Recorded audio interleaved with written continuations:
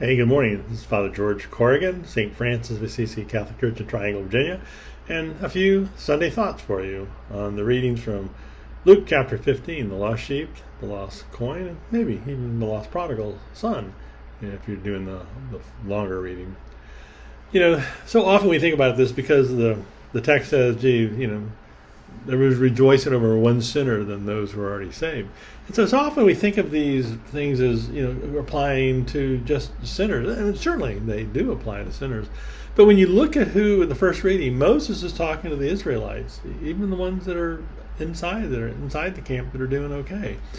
Paul, he certainly, although he considers himself a sinner, he certainly is one, is occasionally lost. And people he's speaking to, he's kind of wondering if they're a little bit lost. Jesus, he's talking to people that are on the inside that are totally sure they're not lost, but he's basically telling them you are kind of lost. And so all kinds of ways, to be lost. It's just not the sinning backsliders, the unbelievers. It can be us. We can get a little bit lost. People who regularly come to Mass, we receive the Eucharist. People that are super volunteers in the parish. The person next to you, the person in the pew that you see every Sunday, maybe they're just a little bit lost. Because lost and being found is just not this crossing over from sinful lostness to religious foundness. This is this in-between that we're just kind of betwixt and between, a little bit lost. We can get lost a lot, but God can find us a lot too. You say, well, okay, what are you really talking about with lost? It can be that part where you're just a regular in church, but suddenly you look around and you just don't feel a sense of belonging with your worshiping community. Maybe you're a little unsure about your beliefs. Maybe you find trust just a little bit harder these days. Your prayer life, kind of like, a West Texas summer, a little dry. And you just don't feel the presence of God anymore. And you just, where you used to have that sort of inner spiritual strength to persevere in a trial, now it's just sort of, oh well, it's not that important. And the external things, unexpected illness, and we kind of wonder, where's God in all this? A death that comes too soon in the family, and leads to this crisis of faith. A marriage dies, children can break our hearts. We can be lost in the addiction, anxiety, especially we can be lost in sort of unforgiveness. So all this lostness can happen very, very close to home. And you find in this sort of spiritual dryness where, maybe not only your prayers are dry, but homilies you used to find interesting are sort of like me. And maybe you find out you're lining up for the Eucharist and your amen is just kind of running on empty.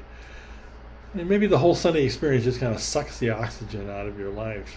And you wonder, I'm a little lost here. Is anyone looking for me? And that's what those readings are about, to assure you that, the shepherd doesn't necessarily just stay with the 99. That shepherd is willing to go into your personal wilderness. The woman doesn't just kind of stay on the couch and go, well, I lost one coin, but let me polish the 9 that I've got. And they're just not going through the motion. These readings portray this searching with anxiety, with kind of a worry. They're anxious. This is what God feels, this real-time loss. God desires it all be saved. And that desire is infinite. It's pulling, but it requires our cooperation. And so God will, in his own ways, will search the hills and the byways, the corners, seeking the small, the lost, the hard to find. Maybe some of us that are a little lost hiding in plain sight. And we can be as close to home as you can be. Because that's the nature of God. God is out there to search where the searching is the fiercest, the most desperate. God is out there where lostness reigns, where the lost things are. When we can be so profound, we're not even looking for rescue. And so we can feel we're lost, and maybe that's true. And we think no one is searching. That's at best half true. God is ever searching. Maybe that's when God does his best work, seeking the sheep and the coins that need to come home to that sense of belonging.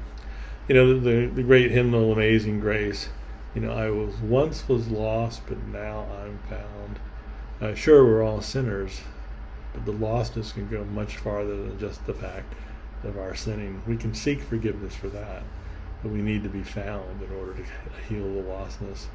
So it's an amazing grace. It's an amazing God who lives where the lostness reigns, who lives where the lost things are. So in those moments that you're kind of hitting bottom, know that you are loved, and know that there is a God searching for you, and know that the God has a community searching for you. And you may be lost, but you will be found. And those are some Sunday thoughts. God bless.